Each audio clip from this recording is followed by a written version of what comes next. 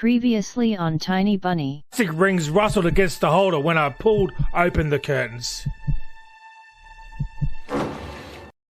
All that was left was clicking the button on the front panel. Get to bed, you should sleep properly. Okay, this is where we left off last time with Tiny Bunny. Let's go part 2. Time to play with you. Twacky War. Your school, new teachers, most importantly, new classmates. Who would I always have trouble connecting with? Like most other kids with glasses, probably. I forced myself to get out of my warm bed. Dad would usually drive me to old school, but this morning the bedroom of my parents was silent. Did they sleep in? Maybe it was a good thing. I didn't want to get the daddy's boy reputation from day one. My parents were probably still tucked in, dreaming about the good old days when everything was so simple and easy. Sweet dreams, even if far removed from reality. I silently sneaked out to the first floor so I wouldn't wake up anybody, especially the peacefully sleeping Ola. Ooh, it's making spiky now. I did my best to step in the middle of every floorboard. You don't want to break the cracks because you break your mother's backs. The old saying I used to say back in the day. I used to play like this even in an old apartment. If my soles touched the space between the floorboards, it counted as stepping into lava. Oh my god, fire, no, ouch, ow, ow, ooh, ah. The clock was spurring me on with its hands. I needed to hurry, faster, faster. I was too fast, so I needed to circle the hallway once again. Boiling lava was bursting out of all the cracks between the floorboards. Ho, ho, ho, ho. You got an imaginative mind there, son. I need to watch my step to survive at any cost. Hippity hop like a frog jumping on molehills, like a fearful bunny in a grove full of wolves. I made a sandwich in the kitchen, shoved it down my throat, and drank it down with a cold tea. My appetite was as good as of someone being led up to scaffold toward a guillotine. I lowered my gaze and saw that one of my feet was standing on 2 floorboards at the same time. No! Burnt to a crisp, Pa. I moved my foot. Disgusting little sneakers writhed in my belly. The fear of getting hit and being called nasty names. Yeah, first day of school's rough, dude.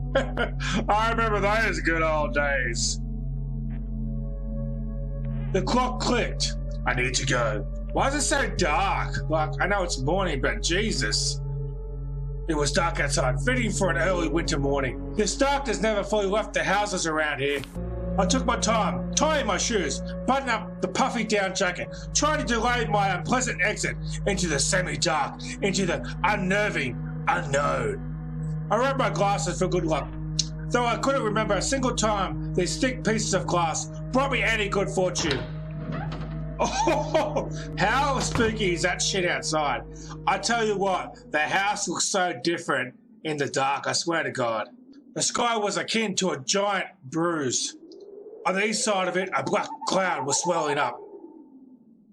It looked up stars from the sky and extinguished the rising sun. Darkness was plastered all over the treetops.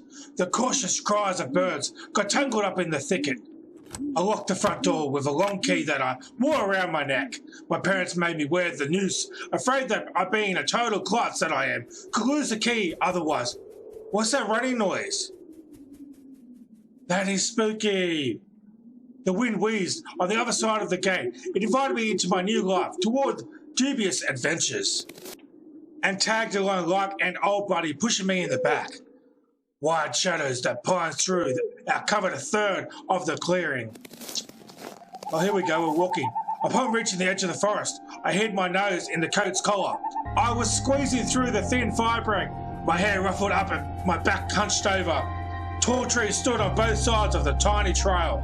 The snowy blanket rustled under my feet, and the canopy of intertwined branches above my head cut me off from the already sparse starlight. The night had no plans of moving away from the forest. In this darkness, trees reminded me of a shaggy old woman that smelled of burial death. Burial earth, wacky! Burial death. The tree trunks turned into cracked, wrinkled faces with holes in the middle as their mouths. If I lost focus even for a moment, mold-covered witches would drag me into the forest depths. then my parents would be walking around these parts, screaming my name. But the dead can't answer the living. Well, that is true. I don't know from personal experience, Ben. Well, you're telling the story, mate. Oh, I told you she was evil. Or can they? Ooh, getting real spooky now. A sense of panic was growing up in my chest. I was fine with Dad carrying me into the school in his hands by now, if it saved me from watching the darkness rise up in the ravens like black dough. I felt like someone jumped into the bushes behind me, so I turned around. As soon as I started walking fast, I heard the snow squeak behind me. The forest took a deep breath. With its giant lungs, the windfall cracked. The wind and the birds were left behind in the field. Now I could only hear the forest creak. I walked, listening closely, and the unseen presence grew stronger, as if someone was following me, trying to match the pace of my footsteps. I turned my head so fast, it made my neck crunch.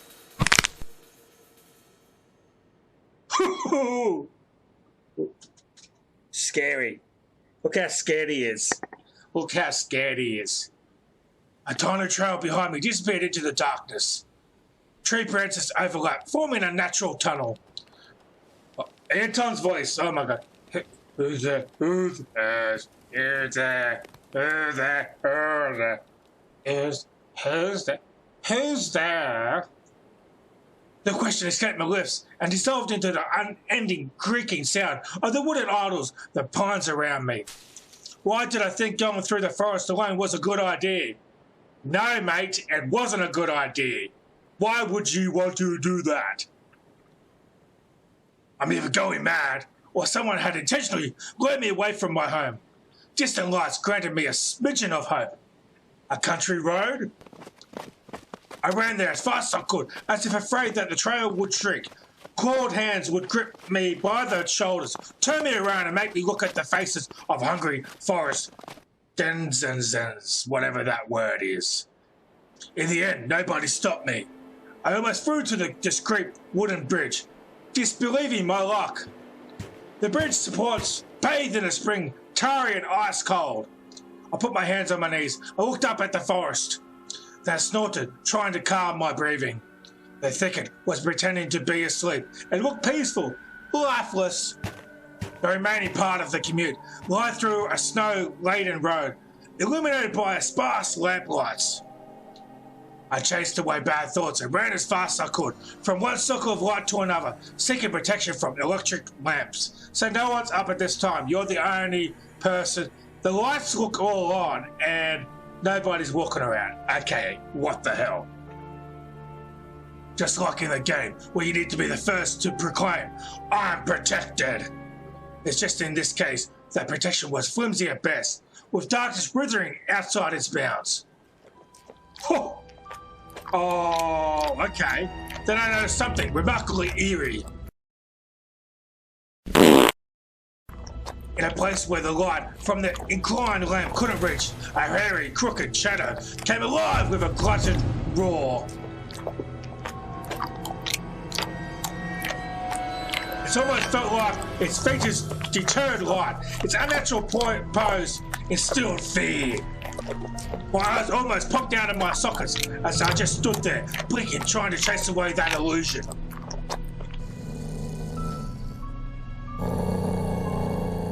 Oh, we're in trouble here, son. But the shadows didn't disappear, even got closer.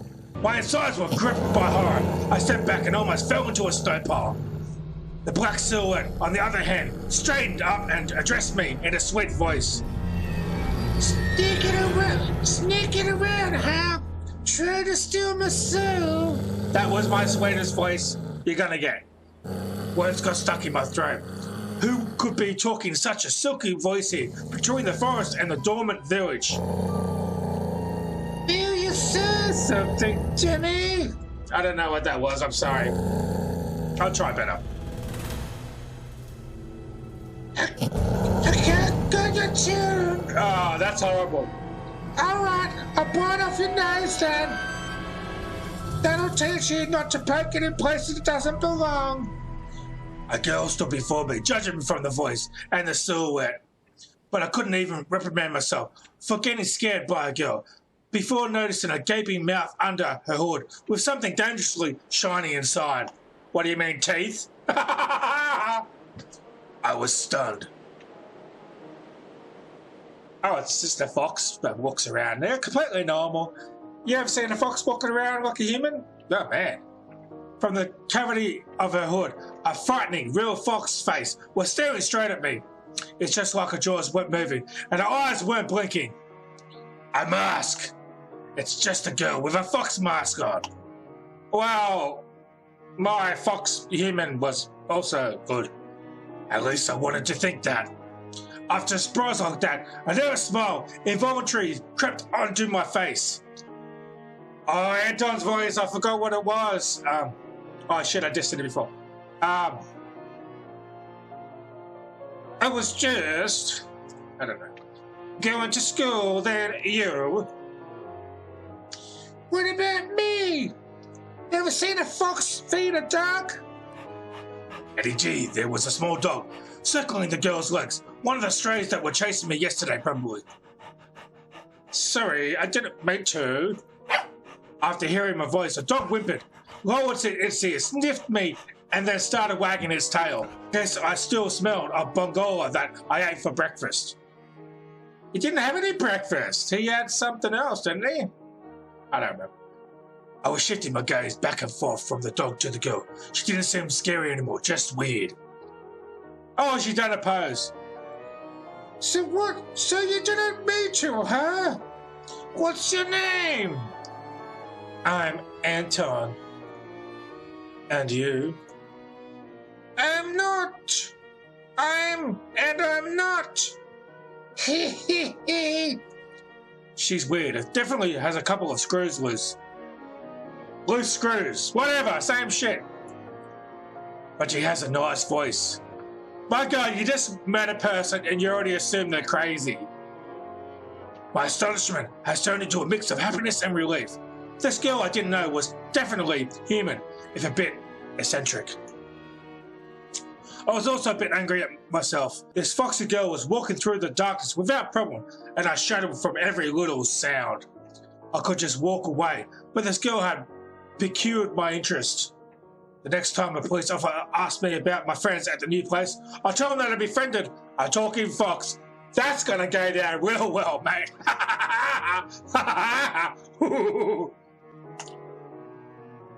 Do you live around here? In the village? The fox giggled and purred. That's totally normal for a human to purr. That's, yeah. She spun around so hard that the hem of her coat lifted up. No, dummy. I know Ollie and the fox sound the same, but that's all I got. Foxes don't live in villages. So you live in the forest, then? Have you been living under a rock? It's obvious that foxes can't survive anywhere near humans. As long as they're foxes. Her jokes were also weird. You're weird, Anton. You're weird. Just like her carnival mask, paper mache with fur glued onto it. A dog reminded us of its existence with a loud bark. I unfastened my backpack. There was sometimes stray food in there without my knowledge. Cookies, apples, even my favourite crab sticks. He called it a gift from the bunny. The stray strolled toward me with mincing footsteps, with a pleading look in its eyes. The fox did not definitely treat it to something, but it was probably still hungry. Why are you dressed like this so early in the morning? Going to a costume party? The girl shrugged, throwing silvery snowflakes off her nose. And a human form along with them, turning into a genuine beast. A real fox, agile, cunning, dangerous.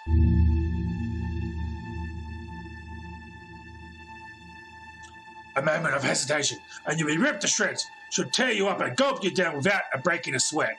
I couldn't help but just stand there as a stump until I heard a calm, melodic laughter, hidden underneath the beastly mask. I wish I could have seen your own mask, sweetie. Oh, we're sweetie already? Maybe she's sweet on me. Ha ha! Sweet. Sweet?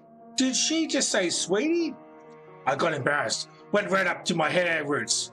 We'd seen a fox in a zoo once when we went there with Dad, but it had patchy fur, was grey and skinny. But this girl was a fiery colour and furry, just like in fairy tales. I was still rummaging through my backpack. My fingers that were searching for the dog's treat stumbled upon some soft, crumbled object. You see, the real beast will wake up soon. You should ask them where they got their human faces. The girl's shadows was dancing in the lamp's light. The dog yapped in agreement. Good dog. I freaked out and dropped my finding in the snow, without getting a proper chance to examine it. Cold wind instantly covered the hole it created in the snow. The dog rushed to dig it out, waiting to get its treat. And the fox just snorted. Now I was so embarrassed, I wanted to sink through the snow. It was still dark outside of the electric circle. On the contrary, the darkness seemed even more thick. All neighbouring houses were sleeping deeply in its inkness. I can see lights on dude everywhere here, so how are they asleep? The lights are clearly on. I did my best to continue the conversation with a weird girl I didn't know. So are you going to school? Oh my, you are a real dummy. Don't you get it? Look at his face. Look at his face. Well, I was trying to be friendly, but she can't stop mocking me, calling me a dummy and all. I should have just moved along without paying any attention to this weirdo and a stupid dog. Wow, you changed so quickly, dude. Stupid dog, really? Why are you so mean? I don't know what's happening with Adnan's voice. It keeps changing. Don't answer me if you don't want to. It's not like I care. Still, something throws me in place. Tug me toward the dark figure. A mysterious appearance, a voice that was velvetly and just languid enough. Tongue twisters, oh my god. I was intrigued and excited. Watched her as people watch fires burn. Oh, stop pouting. Look here. Zuckuckoo took a liking to you. Sorry about that. I don't know how to say that one. The dog was digging through the snow with sharp movements, snoring loudly. The fox turned around, looked at the windows of the nearby house and its timbered front through the white mist. The tip of her fake nose was shining under the lamp's light. And maybe someone else's too. I went red again, like a boiled crayfish this time. Is she talking about herself or someone else? I hope the semi-dark will be able to hide my embarrassment for this girl. I cleared my throat before asking. And who's that person? I waited, counting my heartbeat. The fox didn't reply. Her sly stare was scanning the frosty patterns of someone's windows. She was reading them like a glass book. I wonder what she can see in the house winter paintings. The stray stopped, rummaging through the snow. It ran into me, holding my object in her jaws. A mitten. The mitten again? Oh, shit. Could it be the one I found in the forest? What is it doing here? When I looked close, I realized that it was just my mitten. Maybe from stuffed in there when I was asleep. A certain missing boy immediately came to mind. Hey, do you know anything about Vova? I imagined the scene, silhouettes dancing in the clearing. They danced on the night when Vova had disappeared. A boy who, when found, can provide a big reward and maybe save my entire family. I remember my birthday when our parents promised to take me and Ola to Disneyland in Paris. But instead of a long and anticipated gift, they gave me a simple brick game console. Visibly embarrassed. I was crying my eyes out back then, demanding to take me to the promised amusement park. That was the first time when Mum and Dad had a big fight. McGreedy has shattered their relationship. If only I could fix everything. Cover everybody I love and take them to Disneyland. Disneyland, let's all go to Disneyland. Disneyland, Disneyland. On the night, Vader had disappeared. I think I saw someone looking like you dancing under my window. It couldn't be true, but I felt like her mask became even more sly. The fox was sniffing me out. Oh, that got you worried? For yourself or for someone else? Oh, as soon as I thought about my sister, my chest tightened and cold sweat streamed down my spine. Well then, listen closely, a boy named Anton. This is a big and scary forest. The girl stepped forward menacingly. And I'm not its own lieutenant. The other beasts already know about you. Beware, we'll come again tonight. I shouldn't have talked to this evil in child form, I thought, panicking. When you and your parents will fall asleep, we'll stick real close and dance. Macarena, I don't know what that means. Huh? Hey, Macarena. Ah, Macarena.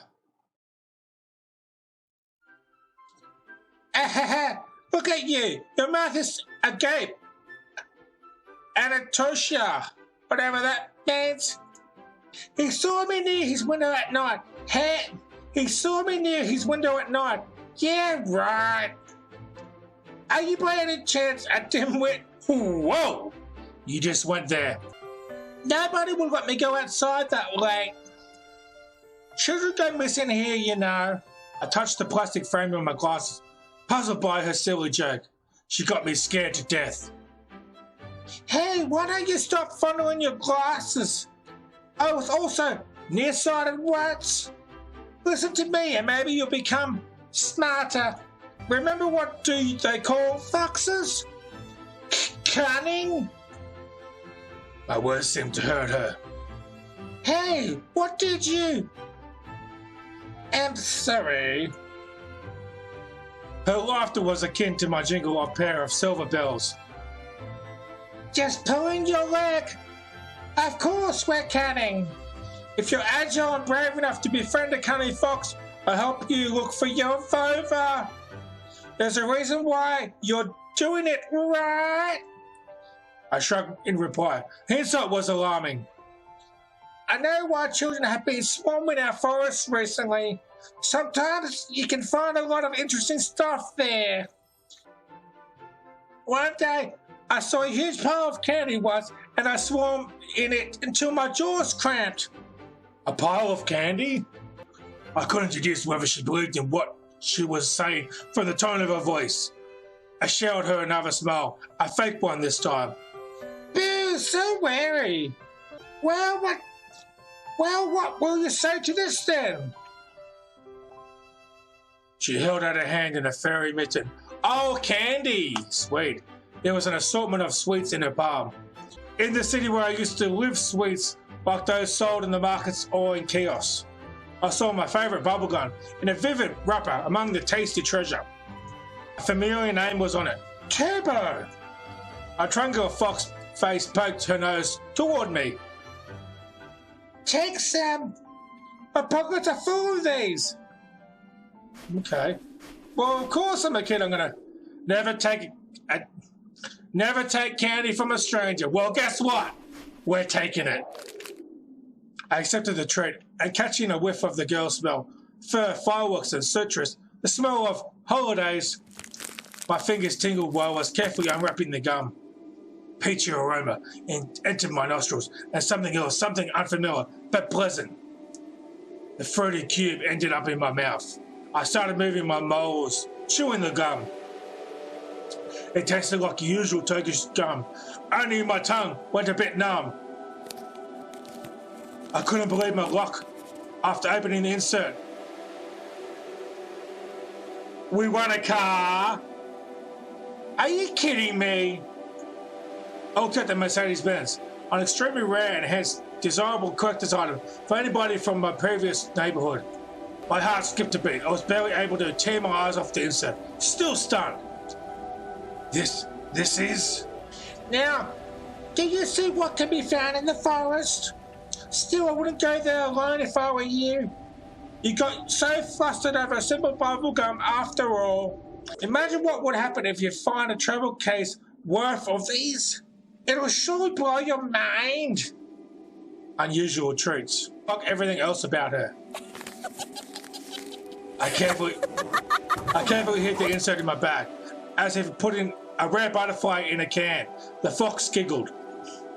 This is how things are supposed to go on Monday morning. Who are you? I refrained from asking that question. She wouldn't answer or she'd just lie. Okay, I got an achievement. Sweet. I really wanted to see what's behind the mask was the last one. I was becoming more and more sure that underneath it wasn't just a simple young girl. What if Oliver also found a snow pile with sweets and it's now rolling in it? Actually, what if he decided to stay in the forest? He must be so cold without his second mitten then.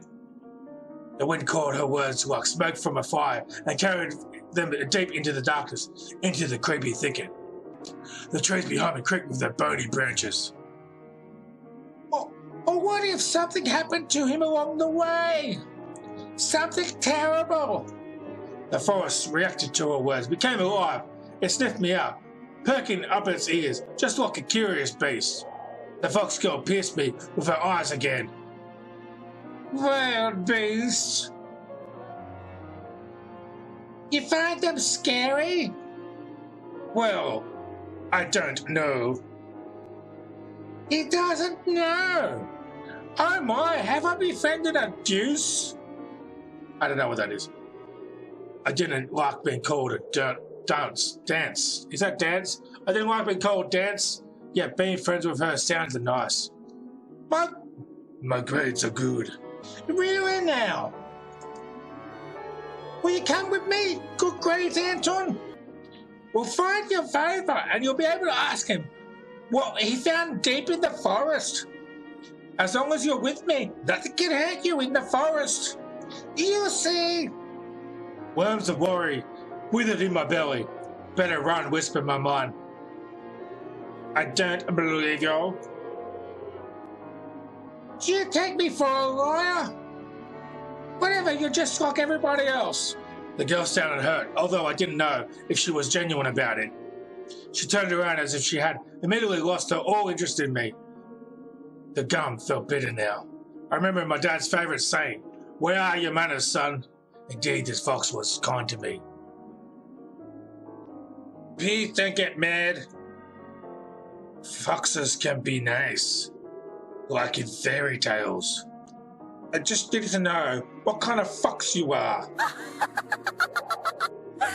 The girl giggled, hiding the nose of a mask in her hands. They're following me into the forest and you'll get to know me.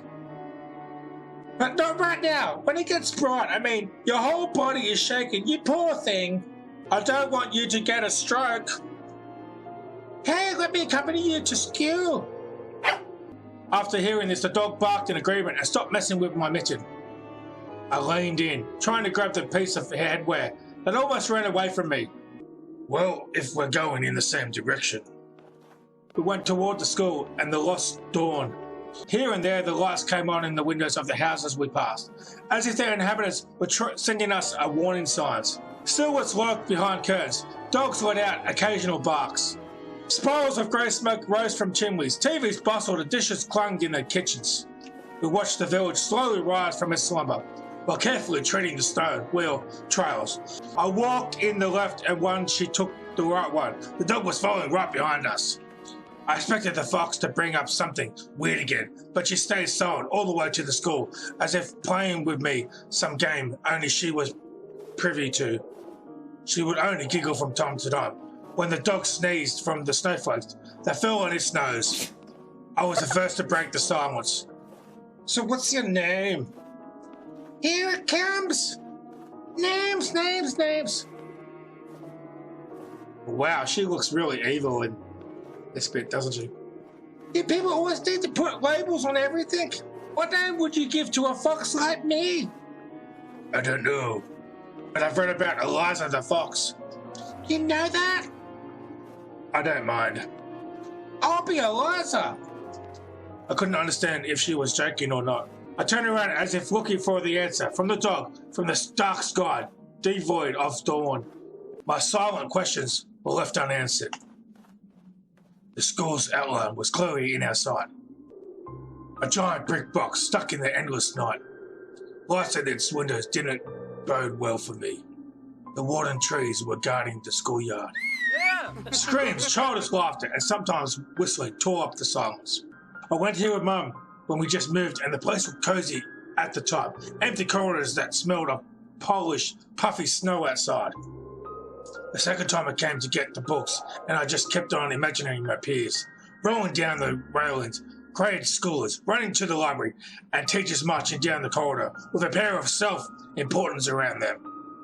High schoolers were smoking at the entrance, in track pants and wool caps, perched on their foreheads. Their appearance destroyed the last hopes of a cozy school. Dingy eyes and teeth yellow from nicotine. The smirks, all of them, had the same gloomy effect as of the cloudy winter morning. Absorbed by my thoughts, I completely forgot about my companion. I went here for you at the backyard after school, near the hanged man. Near what? She just ignored my question. Don't be late. I hesitated.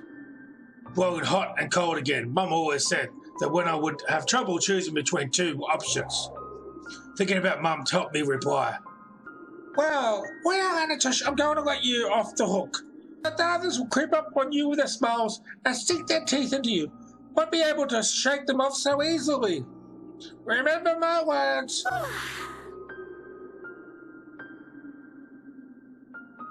Oh. Okay. The fox opened her mouth in a wide yawn. What kind of trick is this? Andorra! Someone's running in the distance, called out my name. I instinctively turned around. Oh, that's just not right. A huge snowball whizzed past my shoulder and hit the dog. It whimpered and ran toward the spring. The darkness devoured it. The foxtail was also nowhere to be seen. She dissolved into a frosty air. Or was she hiding in my shadow? I gulped and swallowed the gum. Unlucky. After taking a deep breath, I went toward the school, toward the cutlets in dough, toward the light running down onto the snow. Oh my God, I can hardly... Don't forget to like and subscribe. Press on the subscribe button in the top left-hand corner, and some other links you might be interested in on the right there. Oh, you still have not subscribed, you just got to press the button on the left there. Press it, press it, press it. If you did press it, I thank you.